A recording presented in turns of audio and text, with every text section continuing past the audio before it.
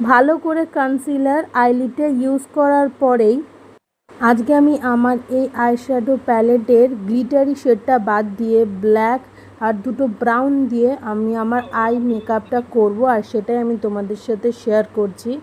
Hi everyone, তোমরা সবাই কেমন আছো? তো দেখো আমি কিভাবে আমার আই মেকআপটা স্টার্ট করেছি। প্রথমে আমি লাইট ব্রাউনটা দিয়ে আউটার লাইন ডিফাইন করে নেব।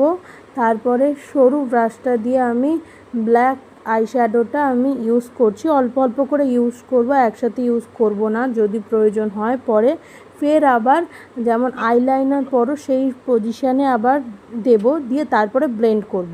তো আমি হালকাতে ব্লেন্ড করছি, দেখো এখানে আমি স্প্রে দিয়েছি, তোমরা ড্যাব ড্যাব মোশনে করবে। এখানে আমি তাড়াহুড়োর মধ্যে করছিলাম, তবুও আমি আমার ভালো দেওয়ার চেষ্টা করেছি।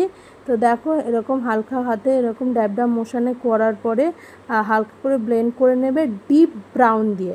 তারপর তার মাঝখানে দেবে একটু ডিপ ব্রাউন দেবে, দিয়ে তারপরে ভালো করে ব্লেন্ড করবে। এইভাবে ব্লেন্ড করার পরে তুমি একটা খুব সুন্দর আই লুক পাবে। ভালো করে ব্লেন্ড করার পর ফের আবার তুমি একবার ব্রাশটা মুছে নিয়ে তারপরে ফের আবার লাইট ব্রাউন যেটা আছে সেটা ইউজ করে পুরো বিষয়টাকে ম্যাচ করার চেষ্টা করবে। তো এইভাবেই আমি আমার আইশ্যাডোটা ইউজ করেছিলাম।